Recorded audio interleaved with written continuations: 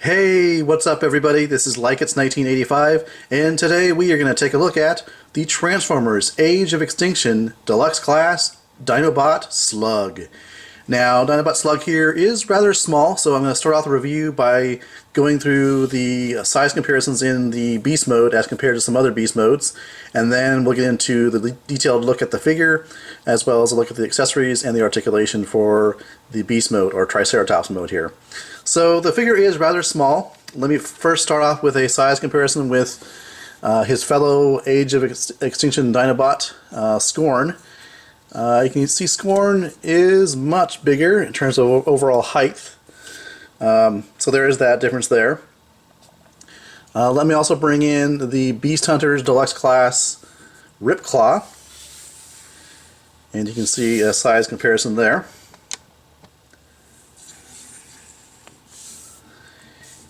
And finally, just for fun, let me bring in Generation 1 Slag. Since they're both Triceratops in their beast forms, that kind of makes a cool size comparison there. I think that the Dinobot Slug here the legs are just a little bit too short, and so instead of looking like a Triceratops, it looks like something else. It almost has the proportions of a different animal, maybe like a pig or a dog or something like that, but I don't know, somehow just the way the G1 toy looks, it looks more like a Triceratops. Just somehow it looks like Dinobot Slug here is a little bit too small. The legs might be a little bit too small as well, or too short. But let me move on to the accessories that the figure comes with. You do have these two blades. Of course, they could be used in the robot mode, but there are actually some holes there. You can plug it in there. It actually plugs into the body, not the purple shell here, but there's a peg hole further in on the body that these plug into, which is kind of cool, I think. I mean, as he's charging towards you, you can imagine him, just like, say you've got a Decepticon coming at him. You can just, slice off his leg, and there he goes. It reminds me a lot of, the ancient Roman and Greek, Roman chariots, where they have the wheels and the blades coming out of the side. It really reminds me a lot of that effect. So I think it's kind of cool. I can see how people would think it kind of looks ridiculous, but, that's just my opinion. So with the accessories taking a look at, let's go ahead and take a quick look at the actual detailed look at the figure. Now, I do like the color combination of this deep purple, the red, and the silver accents here, as well as some of the grays and the sort of the gunmetal color here at the top. Nicely sculpted. You can see, starting with the head sculpt, very nicely sculpted, very cool looking. I'm sure that some people may not like the color combination of the purple and the red, but I kind of dig it. We've got the Autobot symbol there, as you can see on the side, and just nice sculpting here, just not only on the head, but on the front legs here, the back legs, just a whole bunch of, it's not really one-dimensional at all. It's really, well, obviously three-dimensional, but it's not just plain smooth sculpt. It's actually got a lot of ridges and so forth to make it really look cool. Same thing on the side here, lots of sculpting, and nicely detailed here on the top, on his back, and on his tail. I wish there could have been a tail like a G1 Slag here, with this type of tail, but whatever. And like I said before, my Scorn review, I kind of have to remember that everything can't be like G1, so I have to remind myself this is a Movieverse figure. So, but like I said, the one big thing I have against this figure in its beast form and its Triceratops mode is the fact that it just seems so small, and the legs seem a little bit short as well. So there is that. Let's go into articulation. The jaw does articulate, as you can see there. Let me go ahead and move the camera up a little bit. So the jaw does articulate. Unfortunately, the head does not rotate due to the fact of the transformation where the head splits apart. There is no movement in the head. It'd be kind of nice to have it move side to side a little bit, or at least swivel side to side. Soft plastic here on the horns, on the spike here, and the horns. These are all soft plastic, as well as this lower jaw here is soft plastic. Articulation at the front legs, there's a ball joint there and just a swivel joint here at this point right there. Similar back here, you got a ball joint, but then you got a swivel. As you can see, that will come into play when it forms the legs, and then just a swivel joint here as well. I don't find that it has a whole lot of useful articulation. I mean, sure, there's points of articulation, but as far as them being very useful in the beast form here, the Triceratops mode, I don't find it having a lot of usefulness of articulation, because it can go out like this, but really that looks odd, and you can kind of bend the leg, and it doesn't really seem to have a lot of posability. One other small gripe is this section here doesn't really seem to tab or slot into any place that I can see, so it kind of hangs loose. So there's that, just a little slight issue with this being loose. Would like to see it maybe tab in somewhere somehow. Okay, so the first thing we're going to do is we're going to fold up the tail here, and that just sits like that. Then you're going to take the Triceratops feet, fold them back, and then you're going to extend out the leg here, bring out this toe, and you have one leg complete. We'll do the same thing over here. Go ahead and straighten out the leg, bring out the toe, and there you have your legs done for robot mode. So the next thing we're going to do is we're going to take these sections here. They tab into the central spine here. We're going to detach these, and these kind of get put off to the side just for a minute here. These are going to form the arms. So far you should have your Dinobot Slug looking like this so far while you're transforming it into robot mode. Now the instructions tell you to move these front legs here back over to here and tab into the side. I find it's easier to actually split the head open, which is for the transformation first. So that's what I'm going to do. I'm going to take the head here, and it just splits down the middle. Kind of grab on here maybe and split it apart. It just tabs into place, and then this whole thing opens up here. So now you have the robot mode looking like this so far. Now what you need to do with these bits here, which were the front legs for the Triceratops mode, is there actually is a tab right there and a slot, and these have to line up, and these kind of basically form the side of the robot mode, and so they just should tab into place. And just do the same thing with the other one here. There is a bit of a clearance issue, but like I say, I find it easier to actually split apart the head and then rotate the front legs and tab them into the torso that way. So these will stay like that.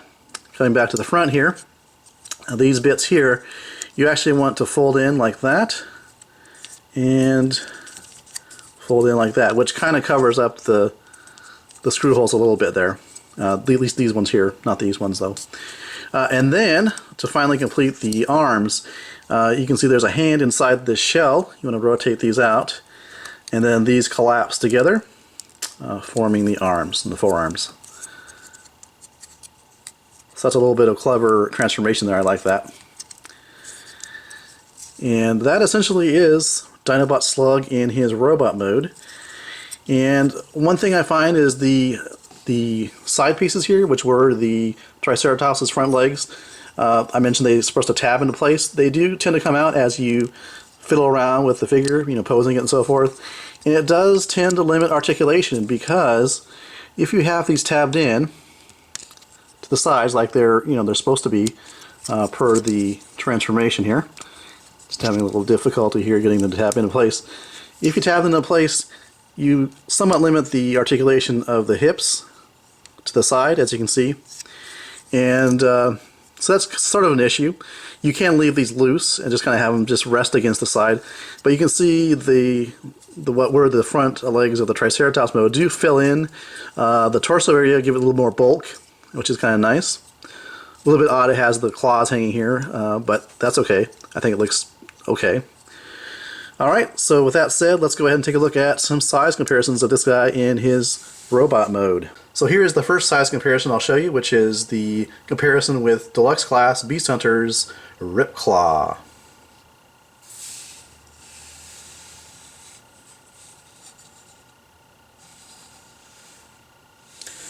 Next up, I'll bring in Age of Extinction Deluxe Class Scorn.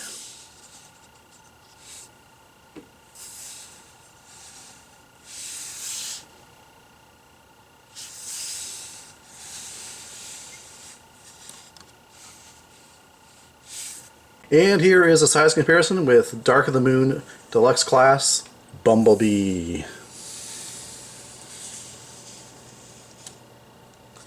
And finally, let me bring in Deluxe Class Crankcase.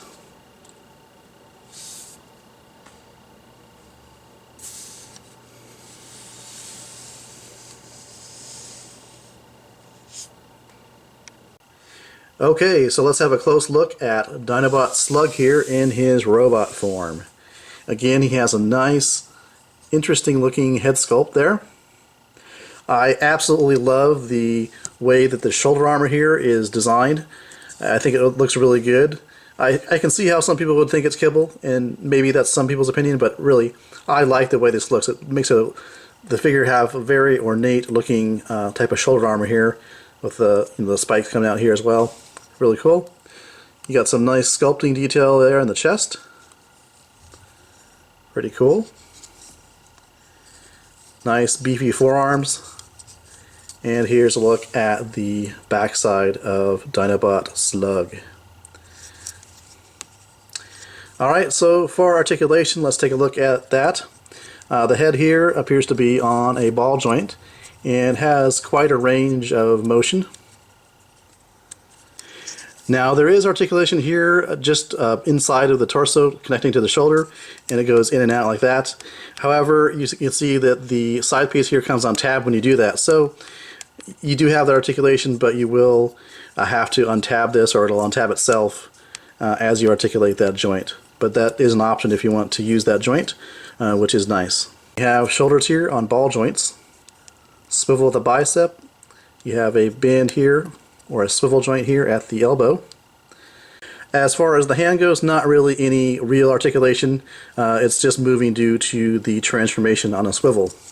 You do have the swivel here at what is the waist. Then you have the legs on ball joints, swivel at the thigh, bend at the knee, and that is your articulation for Dinobot Slug. Now, as I mentioned before, you do have some limitations with these side pieces here plugged in to the torso.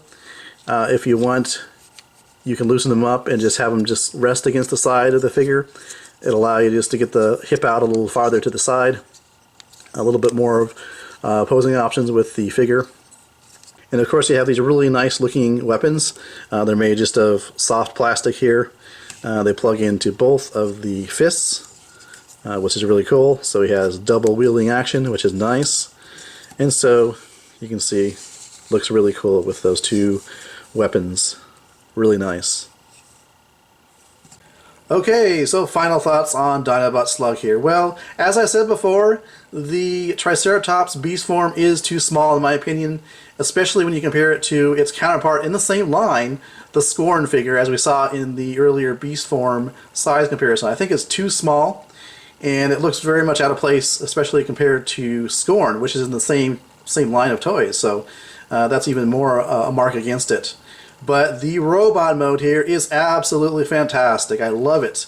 I love the way that the shoulder armor is designed there. I love the fact that it wields two swords. It's finely sculpted, really nice. The only gripe I have against it really is the way that the side pieces fit in to complete the torso. It does limit articulation somewhat, but like I said before, you can untap those bits and move the hips a little bit more, so you do get some freer movement that way. The sides also tend to come loose from those tabs. The tabs are not the most secure, so that's really the only issue is the two side pieces, the way they come in. They limit articulation, and they tend to come out of the slot anyway. So otherwise, this is a very, very nice figure in robot mode. For me, it's worth getting for robot mode only.